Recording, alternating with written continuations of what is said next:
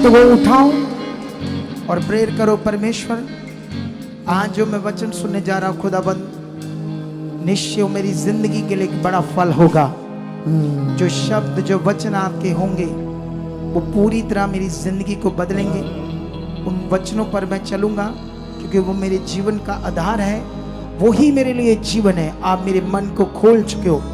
बोलो मेरे पीछे पीछे, अगर बोलोगे तो आप बोलोगे विश्वास से, तभी परमेश्वर वो करेगा। धन्यवाद खुदा, तेरा पवित्र वचन जो परमेश्वर आपने अपने बड़े नाम से भी अपने वचन को महत्व दिया है, उस पवित्र वचन को मैं सुनने जा रहा हूं। आप मेरे मन को खोल चुके, बुद्धि दे चुके, समझ दे चुके हो, और ये सब कुछ जो मैंने मांगा पूरा हो चुका है। मैं बड़ी गवाहियों के साथ आ चुका हूं। आमीन। ऐसा कर चुका परमेश्वर यीशु नाम से। बैठ जाओ जल्दी।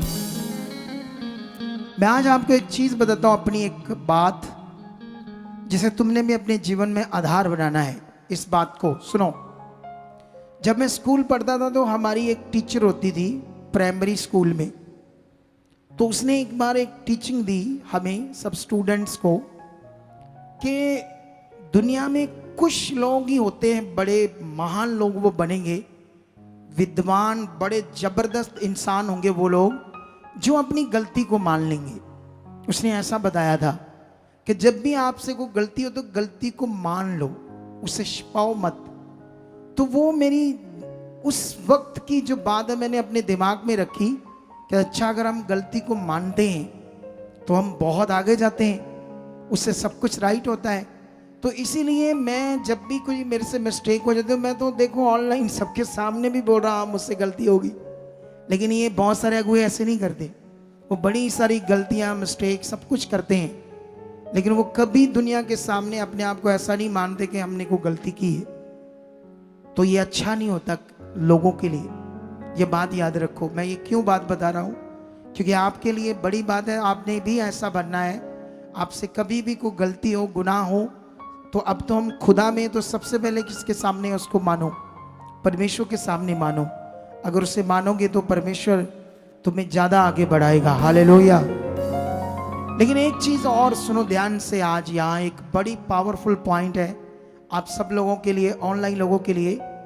जो तुम परमेश्वर का वचन सुनोगे, ये एक तुम्हारा ट्रीटमेंट है। ट्रीटमेंट तुम्हारी लाइफ का, तुम्हारी जिंदगी का, तुम्हारे सारे हालातों का एक ऐसा ट्रीटमेंट है। जैसे डॉक्टर ट्रीटमेंट करते हैं, ऐसे ही एक ट्रीटमेंट है। एक आपकी लाइफ का बड़ा सोल्यूशन है। सोल्यूशन कितनों को बात समझ आ रही? ये ऐसे है, तुम जो सुन रहे हो कानों से, वो आपके मन में रहना चाहिए। जो तुम परमेश्वर का वचन सुन रहे हो, सुनने से वो आपके मन में जाना चाहिए, मन में रहना चाहिए।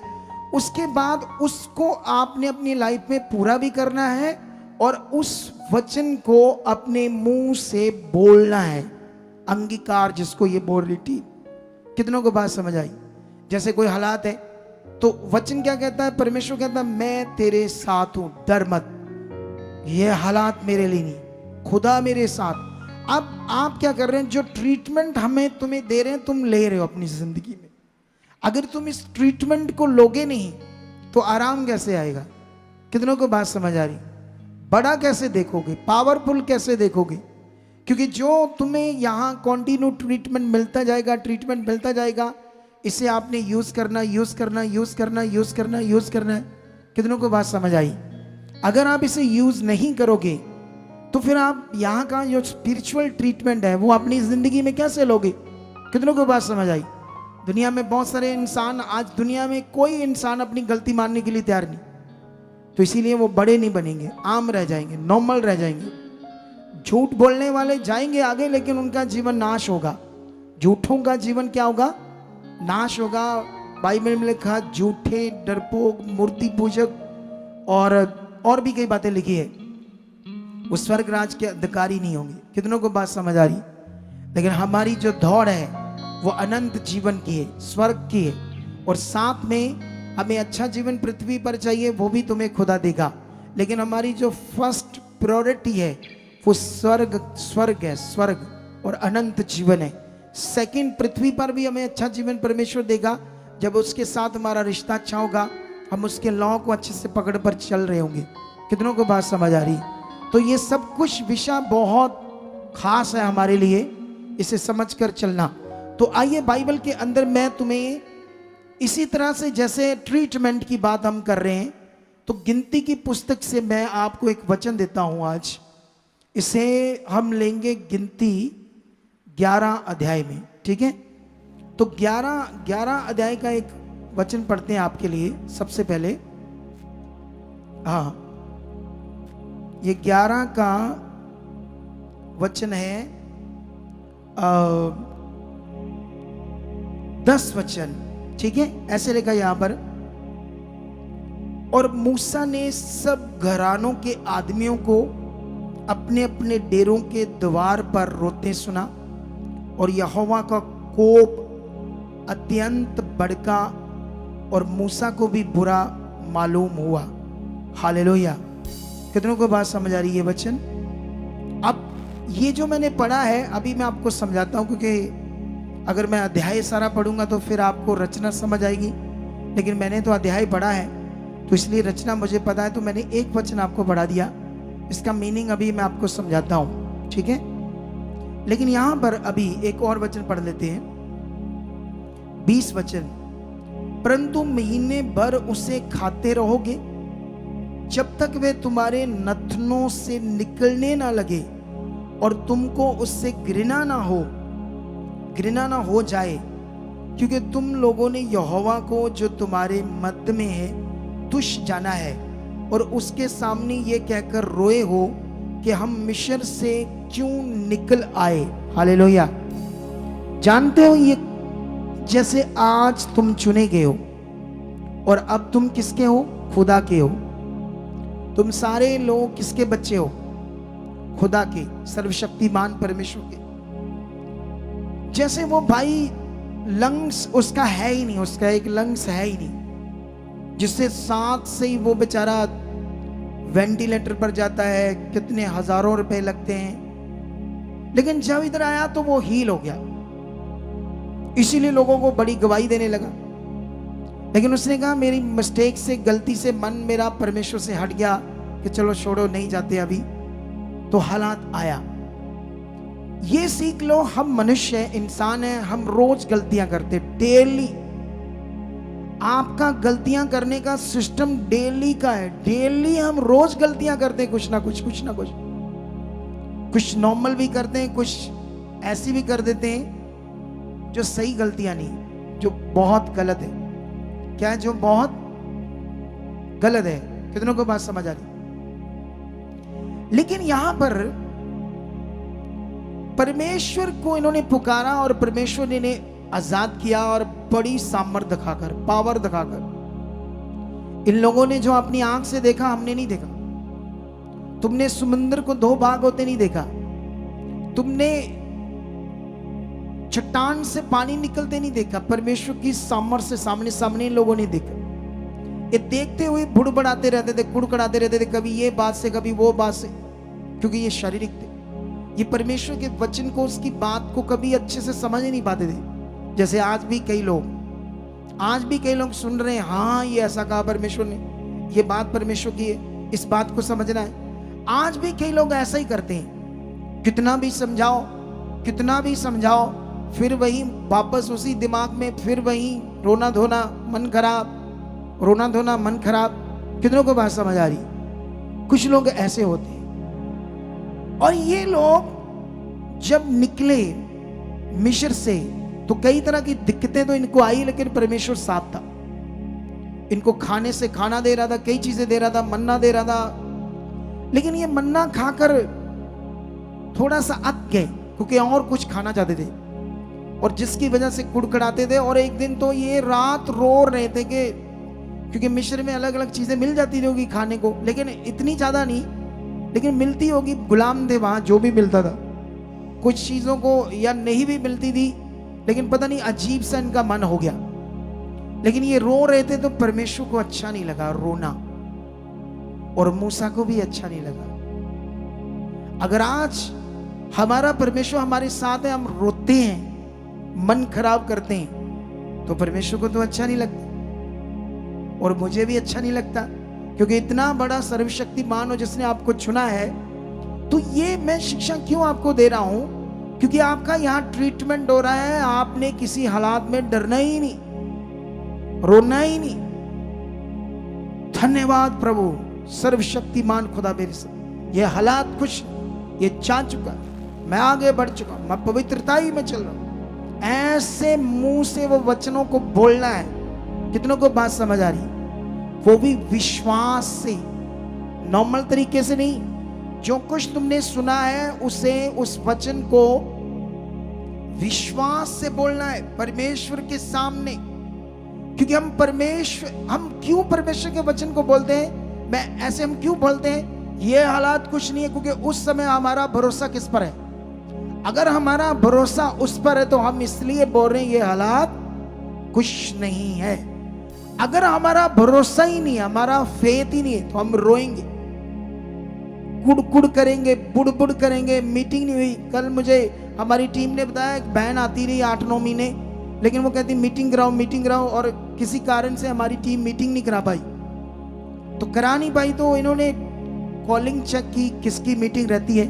तो उसको जब कॉल की, कहती मैं अभी 2 महीनों से नहीं आ रही, मेरा मन खराब हो गया, मैं नहीं सुनती मीटिंग। मैंने सोचा ओ तेरी, ये तो मार देगा इसको शैतान, इसका रूह तो नष्ट कर देगा शैतान। अगर मैं ना भी मिलता तब भी इसका काम हो जाता अगर ये बात पकड़ती। हालेलुया। अगर 1 करोड़ लोग हो जाएंगे तो कहां मिल पाऊंगा मैं सबको? लेकिन ऐसा वचन दूंगा कि करोड़ के करोड़ ही जबरदस्त मनुष्य बन जाएंगे। तो जो जबरदस्त मनुष्य बनने का ज्ञान है उससे पकड़ो। लोग डेरों में जाते हैं, बाबाओं के पास जाते हैं, वहां कौन सा कोई मिलता है? लाखों करोड़ों वहां जाते हैं या नहीं जाते? और वहां कोई हीलिंग भी नहीं है, कोई डिलीवरेंस भी नहीं, कोई शिक्षा भी नहीं ऐसी कि तुम्हारा काम होगा। वहां तो शिक्षा है, तुम्हारे कर्म किस्म भोगने पड़ेंगे और अपना स्वर्ग जाने के लिए भक्ति करो, बस ये शिक्षा है हमारी। भक्ति करो, डेरों को साफ करो, ये टीचिंग है बस। कितनों को बात समझ आ रही? अरे तुम्हें यहां परमेश्वर सब कुछ दे रहा है और फिर इजराइलियों की तरह कुड़ करते रहना कितनी माड़ी बात है। इसीलिए हर बार सीखो, समझो क्या करना है, क्या पकड़ना है, क्या मेरा ट्रीटमेंट है। अगर मेरा भरोसा उस पर है तो तब मैं मुंह से क्या करूंगा? अंगीकार। ये हालात नहीं है, इसी को तो कहते हैं विश्वास। अगर रो रहे, मन खराब कर रहे तो विश्वास कहां है? वो तो खराब मन है, खराब विश्वास है, रिजल्ट तो और बुरे हो जाएंगे। ये मेरे लिए है ही नहीं, खुदा मेरे साथ। जब भरोसा है तो हम ऐसे बोलेंगे। कितनों को बात समझ आ रही? इसीलिए इन बातों को पकड़ के रखना।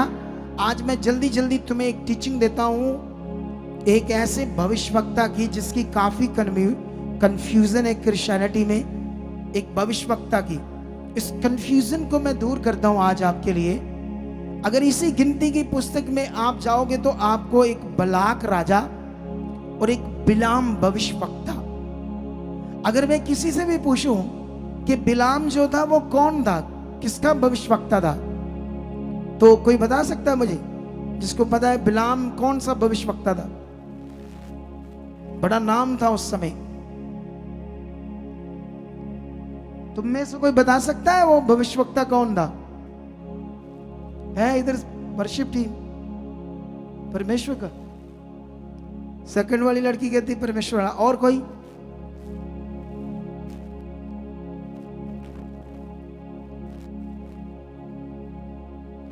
है? नहीं पता? शैतान का भविष्यवक्ता था वो, इजरायली था ही नहीं।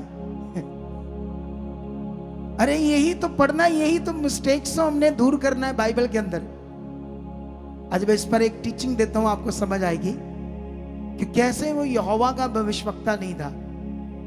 क्योंकि तुम्हें ये समझ आनी चाहिए। ये देखो, पढ़ो पहले, सबसे पहले ये पढ़ो क्या लिखा है। ऐसे लिखा, तब इजराइलियों ने कूच करके यरीहो के पास जर्दन नदी के इस पार मोआब के अराबा में डेरे खड़े किए। सिप्पोर के पुत्र बलाक ने देखा कि इजराइल ने इमोरियों से क्या क्या किया है, इसलिए मोआब ये जानकर के इजराइली बहुत है, उन लोगों से अत्यंत डर गया और यहाँ तक कि मोआब इजरायलियों के कारण अत्यंत व्याकुल हुआ, तब मोआबियों ने मिद्यानी पुरनियों से कहा, अब वह दल हमारे चारों ओर के सब लोगों को ऐसा चट कर जाएगा कि जिस तरह बैल खेत की हरी घास को चट कर जाता है। उस समय सुपोर का पुत्र बलाक मोआब का राजा था, और इसने पतोर नगर को, जो महानद के तट पर भोर के पुत्र बिलाम के जाति भाइयों की भूमि थी, वहां बिलाम के पास दूत भेजे कि वह ये कहकर उसे बुला लाए कि सुन, एक दल मिस्र से निकला आया है और भूमि उनसे ढक गई है, और अब वह मेरे सामने ही आकर बस गए हैं। इसलिए आ उन लोगों को मेरे निमित्त श्राप दे, क्योंकि वह मुझसे अधिक बलवंत है। तब संभव है कि हम उन पर जयवंत करें और हम सब इनको अपने देश से मार कर निकाल दें, क्योंकि ये मैं जानता हूं कि जिसको तू आशीर्वाद देता है वह धन्य होता है, और जिसको तू श्राप देता है वह श्रापित होता है। हालेलुया। अभी ये सारा वचन पढ़ा, अगर और भी पढ़ेंगे, ये 3 अध्याय जो तुम्हें अच्छे से पढ़ने पड़ेंगे, 22, 23 और 24। सुनो ध्यान से। अब यहां पर तुम्हें कैसे पता चलेगा ये कौन है भविष्यवक्ता? क्योंकि ये मिस्र से निकले इजरायली, तो इनसे पहले ही उस मोआब देश के आसपास कौन सा भविष्यवक्ता निकल कर बैठ गया वहां जाकर इजरायलियों में से? बोलो बोलो, कितनों को बात समझ आ रही है? अरे वो इजरायली आ रहे हैं तो उनके साथ ही आएगा ना, अगर कोई भविष्यवक्ता है तो। ये आकर पहले उनमें से कैसे कोई भविष्यवक्ता बस गया मोआब के पास? क्या ऐसा कोई रिकॉर्ड है? तो इसे रिसर्च करने के बाद हमें समझ आती है ये बंदा कौन था, इसका क्या फंक्शन था, और ये क्यों टीचिंग यहां पर रखी गई हमारे लिए, इसका हमारी जिंदगी से क्या लेना देना है, और इस वचन से हमारी जिंदगी में कैसे खुदा काम करेगा, इन बातों को हमें समझना है। और मैं आपको बताना चाहता हूं ये अन्य किसी जाति का था, और ये लिखा महानद, एक बड़ी नदी के किनारे पर अपनी ही जाति भाइयों के लोगों के बीच में था, और इसके पूरे एरिया मोआब क्या कई देशों में इसका फेमस था, चर्चा में था ये भविष्यवक्ता। कितनों को बात समझ आ रही है? अगर इसको हम गहरी स्टडी करते हैं तो फिर हमें समझ आता है ये जानते कौन सा भविष्यवक्ता था। इस शब्द को अगर आप चेक करोगे, सारी चीजों को जो उसने कहा, मेरे लिए तू श्राप दे, ये कर वो कर, उसको, और राजा इसको कैसे जानता था? अगर राजा ये यहोवा को मानने वाला बंदा है, यहोवा का भविष्यवक्ता है, तो उसको कैसे बुलाएगा? आप बताओ मुझे। अगर यहोवा को मानने वाला भविष्यवक्ता है, उसको कैसे बुलाएगा और कैसे कहेगा कि ये यहोवा के लोग हैं जो इजरायली, इनको मेरे लिए श्राप दे? वो कैसे देगा? हो सकता कभी ऐसा? बोलो।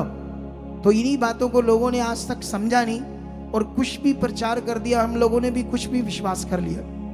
इसलिए बाइबल में हैरान करने वाली इतनी ज्यादा बातें हैं, इतनी ज्यादा शिक्षाओं को समझने का विषय इस समय जो पूरी आगे पीछे प्रचार हो रही है, और जिनसे लोगों का विश्वास क्या है? गलत।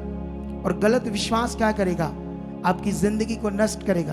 कितनों को बात समझ आ रही? लेकिन यहां पर जब आप पढ़ोगे, इसके बारे में रिसर्च करोगे, तो जो ये इसके बारे में लिखा है हिब्रू में कुसीम करके लिखा, कुसीम शब्द है, और जिस शब्द का मतलब था, एक शब्द और था नकाश, ये दोनों हिब्रू शब्द है। और जो कुशीन शब्द है इसका मतलब था डिविनेशन।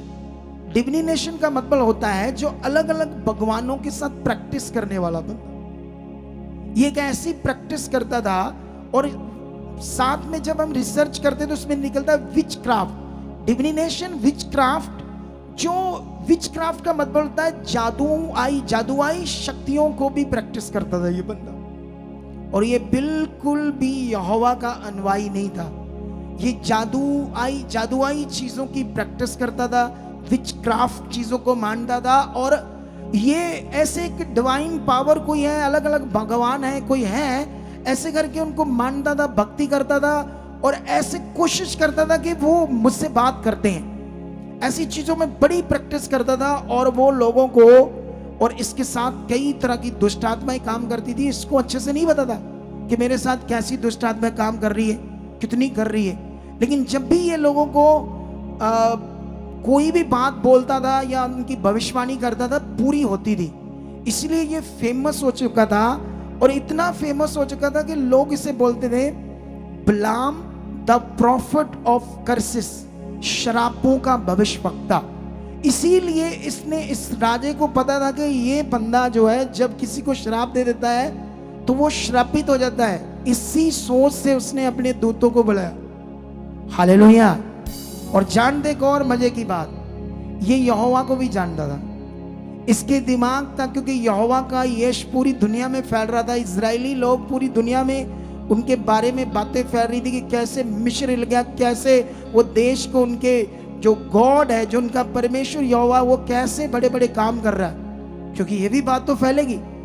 अभी इंडिया में कौन सा बंदा नहीं जानता कि यीशु के द्वारा क्या हो रहा है? बोलो, कौन सा बंदा नहीं जान रहा? कौन सा धर्म नहीं जानता? और इसके बदले में उनका जो रिप्लाई आता है वो कितना खराब आता है।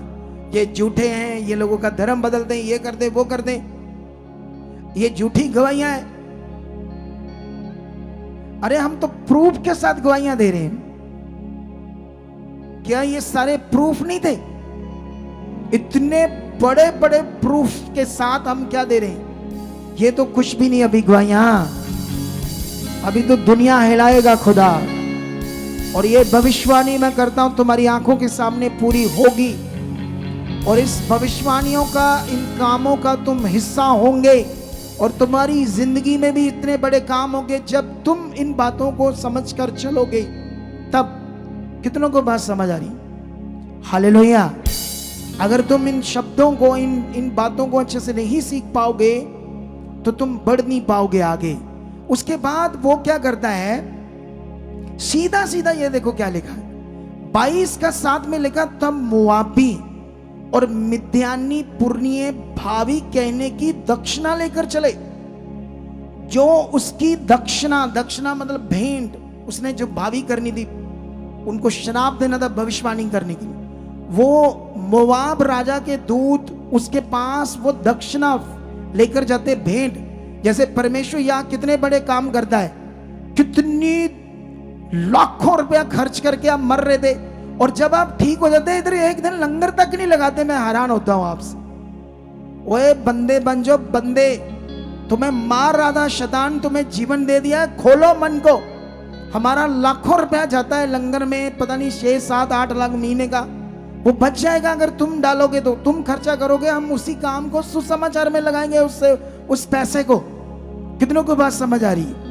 तुम्हें खोलना होगा अपना मन। अगर हम तुमसे, तुम्हें धोखा देकर प्रार्थना के नाम पर पैसे नहीं लेते कि 25,000 लाओ, वो स्पेशल लैंड प्रेयर कराओ और स्पेशल सीड वो 50,000 इतने का कार्ड बना लो। ये हम चीजें अगर नहीं करते, हम सुथरे हैं, तो इसका मतलब ये नहीं कि तुम भी चुप करके बैठ जाओ।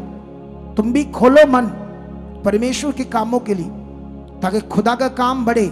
और जानते हैं हमें कितनी जरूरत है अभी कई चीजों की। अभी मैं बीच में एक अनाउंसमेंट है, अगर आपका कोई भी रिश्तेदार या कोई ऐसा कोई आईटी की है जो यूट्यूब फेसबुक को प्रमोशन करने में टेक्निकल इंजीनियर हो, तो हमें बताना, उसकी बड़ी जरूरत है। हम चाहते हैं हमारे जो सोशल प्लेटफॉर्म है वो उनको प्रमोशन करना चाहते हैं, ताकि दुनिया तक हम आगे जाएं। अगर आप में से कोई भी ऐसा बंदे मिले जो जेन्युइन हो, बड़ी फीस ना ले, मतलब हमारे साथ बैठे बात करे, आपका कोई जानकार हो तो मिलाओ। इसके लिए पैसा लगता है, ताकि दुनिया तक ये वीडियोस जाए और दुनिया को क्या मिले, इस खालिश शिक्षाओं का भी पता चले और लोगों की रूहें बचे। हालेलुया। कितनों को बात समझ आ रही है? लेकिन यहां पर साफ साफ समझ आ रहा है कि वो अजीब, देखना अजीब तरीके से लिखा है। ट्रांसलेटर की इतनी गड़बड़ है ना इन 3 अध्यायों में, आप हैरान हो जाओगे। इसीलिए तो लोगों को समझ नहीं आती। क्या नहीं आती? जब वो उसके पास जाते हैं ना और वो बात करते हैं कि इजरायलियों को तूने श्राप देना है। क्या देना है इजरायलियों को? तो उसको पता था वो यहोवा खुदा के लोग हैं, इसीलिए ऐसे लिखा है। ये देखो, ऐसे लेकिन 8 में उसने उनसे कहा, अब रात को यहाँ टिको और जो बात यहोवा मुझसे कहेगा। इससे तो समझ नहीं आती, ये तो ऐसे लगता है जैसे यहोवा का भविष्यवक्ता है। उसी के अनुसार मैं तुमको उत्तर दूंगा। तब मोआब के हाकिम बिलाम के यहाँ ठहर गए। तब परमेश्वर ने बिलाम के पास आकर पूछा, तेरे यहाँ ये पुरुष कौन है? तो ये लिखने की जो समरी, जो लिखने का तरीका है वो ऐसे है जिससे तुम्हें समझ नहीं आएगा, लेकिन मैंने जो तुम्हें क्लैरिटी दे दी है पूरी रिसर्च के बाद यही है, क्योंकि यही मिस्टेक होती है पंजाबी, हिंदी में, इंग्लिश में कुछ कुछ चीजें समझ आ जाती है लेकिन इतना नहीं। इंग्लिश में थोड़ा अच्छा होता है लेकिन और रिसर्च करनी पड़ेगी, तब जाकर आपको सही से वचनों का मीनिंग समझ आएगा, नहीं तो तुम कुछ ना कुछ गलत ही विश्वास करते जाओगे। कितनों को बात समझ आई? लेकिन यहां उसके बाद क्या होता है सुनो, वो मना कर देता है, क्योंकि परमेश्वर से एक दर्शन में बोलता है कि तूने, वो मेरी प्रजा है। तो परमेश्वर, वो दर्शन पहले भी उसको आते थे दुष्ट आत्माओं के द्वारा, इन चीजों की उसकी प्रैक्टिस थी। तो उसको ये दर्शन आने के बाद वो मना करता है दूतों को कि मैं उन्हें श्राप नहीं दूंगा, मैं तुम्हारे साथ नहीं जाऊंगा। लेकिन वो और दूतों को भेजता और बड़ा लालच देता है। तो वो ऑलरेडी लालची था, ऑलरेडी उसका बिजनेस था, काम था, वो पैसे प्रॉफिट कमाता था, क्योंकि वो करता ही यही था। श्रापों का भविष्यवक्ता वो माना जाता था कि जिसको वो श्राप दे दे, कुछ भी बोल दे, वो होता है। तो वो पूरा पॉपुलर था अपने कई देशों में, और दुष्ट उसकी जिंदगी में क्या कर रहा था? काम कर रहा था। कितनों को बात समझ आ रही? लेकिन इस पर लिखा 15 में लिखा, इस पर बलाक ने फिर और हाकिम भेजे जो पहले से भी प्रतिष्ठित थे और गिनती में भी अधिक थे। उन्होंने बलाम के पास आकर कहा, स्पोर का पुत्र बलाक यूं कहता है, मेरे पास आने से किसी कारण मना मत कर, क्योंकि मैं निश्चय तेरी बड़ी प्रतिष्ठा करूंगा और जो कुछ तू मुझसे कहे वही मैं करूंगा। लेकिन यहां पर ये और बड़ा लालच दिया जा रहा है। अगर ये यहोवा का ही भविष्यवक्ता होता तो क्या बिलाक राजा इसको बोलता उन्हें श्राप दो? आप बोलो, बोलो। कभी भी नहीं। वो था ही नहीं, वो फेमस था, वो ऑलरेडी विचक्राफ्ट, जादू, शक्ति, ब्लैक मैजिक, और वो जो 2 शब्द मैंने तुम्हें समझाए, कुसीम, तरह तरह के जो भगवान है दुनिया में, उनके साथ कुछ ऐसी प्रैक्टिस कर रहा था जो खुद को भी उसको पता नहीं था कि ये प्रैक्टिस सैटेनिक है, सैटानिक है या कौन सी प्रैक्टिस है। लेकिन शैतान इसकी जिंदगी में काम कर रहा था। नहीं तो परमेश्वर का दास कभी किसी को श्राप नहीं देता। क्या परमेश्वर कहता है श्राप दो? हालेलुया। कितनों को बात समझ आ रही? लेकिन अजीब सी बात, वो कहता है, उसने इतना बड़ा लालच किया, मैं तुम्हें बड़ा व्यक्ति बनाऊंगा, तुम्हारा सोने चांदी से घर भर दूंगा, और उसके अंदर लालच तो आ गया क्योंकि वो शारीरिक बंदा है। लेकिन उसके बाद अजीब सा एक गलत ट्रांसलेशन कर दी। यहां पर 22 का 20 में ऐसे लिखा, परमेश्वर ने रात को बिलाम के पास आकर कहा, यदि वे पुरुष तुझे बुलाने आए तो तू उठकर उनके संग जा, परंतु जो बात मैं तुझसे कहूंगा उसी के अनुसार करना। अब देखो, ये बात हुई कि परमेश्वर ने दर्शन में आज्ञा दे दी कि तू जा सकता है उनके साथ। लेकिन अगले ही वचन में देखो क्या लिखा, तब बिलाम भोर को उठा और अपनी गदी पर काठी बांधकर मोवाबी हाकिमों के संग चल पड़ा, और उसके जाने के कारण परमेश्वर का कोप भड़क उठा। ले, पहले उसको खुद ही इजाजत दे दी और खुद ही उस पर गुस्सा चढ़ गया कि तू क्यों जा रहा है उनके साथ। यही है ट्रांसलेटर की गड़बड़, जो मैं तुम्हें समझा सकता हूं बड़ी जगहों पर, लेकिन आज बहुत सारे अगुए मेरी बात सुन नहीं रहे और लोगों को मेरे प्रति नेगेटिव कर रहे हैं। मेरी वैल्यू है मेरी दीनता। अरे अगुए कहते हैं मैं इस चर्च का ऑनर हूं, और मैं कहता हूं मैं हूं ही नहीं, ये चर्च खुदा का है, मैं तो इसमें छोटा सा दास हूं। अगले का बात करने का तरीका देखो, वो कहता है मैं ऑनर हूं, मैं प्रधान हूं। मैं कहता हूं मैं कुछ भी नहीं हूं, क्योंकि यीशु मसीह ने कहा जो अपने आप को सबसे छोटा करेगा मैं उसे स्वर्ग राज में सबसे बड़ा करूंगा। मेरे अंदर वचनों की महत्ता काम करती है, इसीलिए मैंने बातों को पकड़ा, इसीलिए मेरी बुद्धि खुल रही है, और अभी और खुलेगी और खुलेगी। ये वही खोल रहा है, वही मुझे समझ दे रहा है। नहीं तो बड़े बड़े धुरंधर भी इसको समझ नहीं पा रहे क्या है ये बातें। कितनों को बात समझ आ रही? अब जब उसे गुस्सा आता है, उस पर कोप भड़कता है, उसके बाद वो जा रहा होता है, एक स्वर्गदूत गधी को दिखाई देता है। गधी उसको लेकर सीधे रास्ते की बजाय जाने के बजाय डरकर खेतों में चले जाती, उसको फिर मारता है। दूसरी बार फिर जब उसको मार मुर कर रोड पर लाता है, फिर आगे रास्ते पे ले जाने के लिए, फिर वो स्वर्गदूत से तलवार लिए दिखता है। इसका मतलब परमेश्वर रोक रहा है उनके पास जाने के लिए। तो वो ट्रांसलेटर तो कह रहा है, दर्शन में परमेश्वर ने कहा ठीक है उनके साथ जा। अजीब विषय हो गया ये, तो क्या हो गया ये। उसके बाद क्या होता है, उसके बाद वो फिर एक दीवार के साथ इतनी चिपक, ऐसे जैसे ये दीवार है इसके साथ जुड़ जाती है डर के गधी। तो उसकी एक टांग बीच में आ जाती है भविष्यवक्ता की, झूठे भविष्यवक्ता की। फॉल्स प्रॉफिट बोलते हैं उसको। ये झूठा भविष्यवक्ता था, शैतान का गुलाम था और पूरा लालची था पैसे का। लेकिन यहां परमेश्वर की पावर को देखना, ये पावर मैं तुम्हें समझाने वाला हूं आज। यहां क्यों ये लिखा, और परमेश्वर कितना ताकतवर है जिस पर तुम विश्वास करते हो, और तुमने इन गवाहियों से भी देखा है। अगर और देखना चाहते हो तो फिर और तगड़े हो जाओ, रेडी हो जाओ उसकी ताकत को समझने के लिए। हालेलुया। लेकिन यहां पर क्या होता है, उसकी जब टांग सट जाती है तो फिर उसे वो मारता है। कितनों फिर डंडे से मारता है, कितनों को, और कहता है अगर तलवार होती तो मैं मार देता। उसके बाद परमेश्वर उस गधी का मुंह खोल देता है, वो इंसानों की तरह बोलना शुरू कर देती। अब सोचने वाली बात है, उसकी बुद्धि बंद है। एक गधी इंसानों की तरह वो बोली तो उसको समझ आना चाहिए था कि ये अद्भुत क्या हो गया है आज, ये एक जानवर कैसे इंसानों के साथ मेरे से बात कर सकता है। लेकिन हमारे लिए बहुत बड़ी बात है।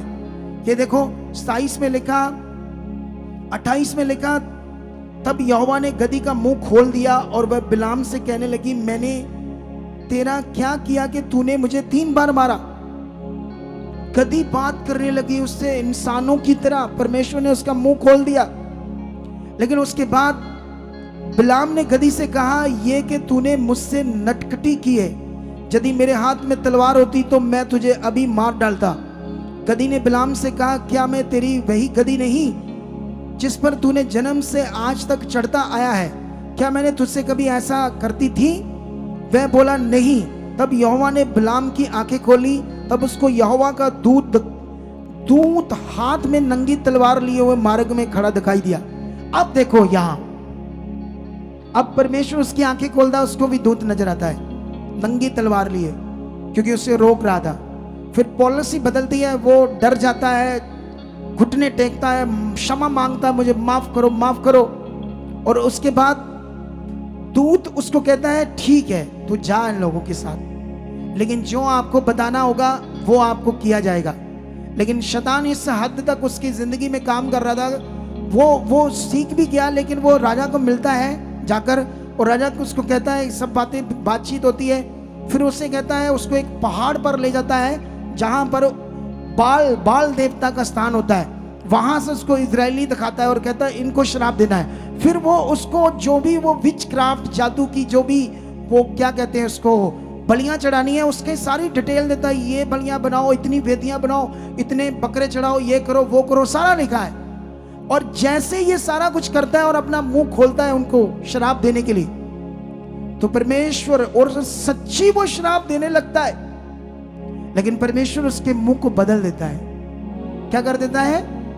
यही तो परमेश्वर की ताकत है। अगर हम उसके साथ हैं तो दुनिया की कोई ताकत तुम्हें दबा नहीं सकती, शैतान तुम्हें छू नहीं सकता, और तुम्हारी शांति कोई ले नहीं सकता। तुम्हारे पास वो शांति होगी, वो आनंद होगा।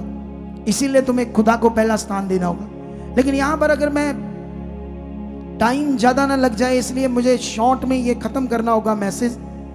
लेकिन यहां पर अगर 7 पढ़ोगे, इसका 23 का 7, तो तब बिलाम ने अपनी गूढ़ बात आरंभ की और कहने लगा, बलाक ने मुझे आराम से, ये आराम देश में लगभग महानद के पास था, अर्थात मोआब के राजा ने मुझे पूरब के पहाड़ों से बुलवा भेजा कि आ मेरे लिए याकूब को शाप दे, आ इज़राइल को धमकी दे, परंतु जिन्हें परमेश्वर ने शाप नहीं दिया उन्हें मैं क्यों शाप दूं? और जिन्हें यहोवा ने धमकी नहीं दी उन्हें मैं कैसे धमकी दूं। चट्टानों की चोटी पर से वे मुझे दिखाई पड़ते और पहाड़ियों पर से उनको देखता हूं। और वह ऐसी जाति है जो अकेली बसी रहेगी और अन्य जातियों से अलग गिनी जाएगी। और यकूब की धूली के किनकों को कौन गिन सकता है, जहाँ इज़राइल की चौथाई की गिनती कौन ले सकता है। सौभाग्य यदि मेरी मृत्यु धर्मियों की सी और मेरा अंत भी उन्हीं के समान हो। तब बिलाक ने बिलाम से कहा, तूने तो मुझसे क्या किया? मैंने तुझे अपने शत्रुओं को श्राप देने को बुलवाया था, परंतु तूने उन्हें आशीष से आशीष ही दी है। उसने कहा, जो बात यहोवा ने मुझे सिखलाई है, क्या मुझे उसी को सावधानी से बोलना ना चाहिए? मतलब यहाँ वो जवाब तो दे रहा है कि उनका जो खुदा है उसने मेरे मुंह में ये बातें डाल दी। लेकिन हमारे लिए जो लिखा है ऐसा नहीं लिखा, क्योंकि वो राजा से इतनी स्पष्टता से सहमत नहीं हो रहा था कि वो अभी भी कुछ राजा से सहमत था। इसीलिए उसने दूसरी बार और पहाड़ पर ले गया और फिर उन्हें दिखा रहा है। और फिर वो कह रहा है कि फिर से वो वही चीजें, वेदियां बनाओ, बलिदान करो और मैं इन्हें श्राप दूंगा। ऐसे करके तो नहीं लिखा सीधा, लेकिन बलिदान ये सब कुछ किए, मैं श्राप दूंगा ऐसे करके नहीं लिखा। लेकिन रचना से, रिसर्च से, गूढ़ से, आत्मा से समझ आता है कि उसने क्या किया था। कितनों को बात समझ आ रही? लेकिन यहां पर वो फिर से जब उन्हें श्राप देने लगता है दूसरी बार, फिर से यहोवा उसके मुख को बदल देता है और वो आशीष देने शुरू करता है। और एक वचन तुम्हें हैरान कर देगा, ये तुम खुद पढ़ लेना। 23 में क्या लिखा है? देखो, निश्चय कोई मंत्र यकूब पर नहीं चल सकता। क्योंकि ये जो नकाश शब्द है ना, ये वही है मंत्र जाप करना। किसी चीज को मंत्र करके उनको श्रापित करने के लिए पहले मंत्र करना, मंत्रों का अध्ययन करना। तो वो कर रहा था, कोशिश करके उन्हें श्रापित करने की कोशिश कर रहा था अपने मंत्रों से, अपनी जादुई शक्तियों से, जो वो इतने सालों से उसी का भविष्यवक्ता था। लेकिन जब उसने कोशिश की तो उसने ये मंत्रों को यूज किया उन पर, लेकिन परमेश्वर ने उसके मंत्र उसके सामने किया और वो उसके वचन किया, सबको बदल कर। इसीलिए उसने ये देखो क्या लिखा है, उसने जब मुंह में बोला होगा, मंत्रों को बोला होगा, लेकिन उसने कहा निश्चय कोई मंत्र यकूब पर नहीं चल सकता और इज़राइल पर भावी कहना कोई अर्थ नहीं रखता। इसीलिए वो अपनी बातों में कहता कि मैंने तो कोशिश की, लेकिन ये खुदा के लोग हैं, ना इन पर कोई जादू टूना चलता है और ना इन पर कोई मंत्र का, कोई भावी का कोई असर होता है, कोई अर्थ होता है। ये इतने पावरफुल लोग हैं, तुम ऐसे लोग हो। और हमने आज तक लोगों के मुंह से ये टीचिंग ही गलत सुनी। कितनों को बात समझ आ रही? अगर गलत टीचिंग सुनोगे तो उसका गलत प्रभाव तुम्हारी जिंदगी पर होगा। कितनों को बात समझ आ रही? तो मैं चाहता था तुम्हें और सिखाऊं, मेरे पास और भी ज्यादा वचन है, लेकिन मैं इस चैप्टर को आगे जारी रखूंगा आने वाले थर्सडे। तुम्हें इसी को अभी इतना ही लेना होगा, क्योंकि टाइम के अकॉर्डिंग, नहीं तो बहुत लंबा हो जाएगा। क्या हो जाएगा? हमें इन बातों को ध्यान देना होगा, हमें इन बातों पर क्या देना होगा? ध्यान देना होगा।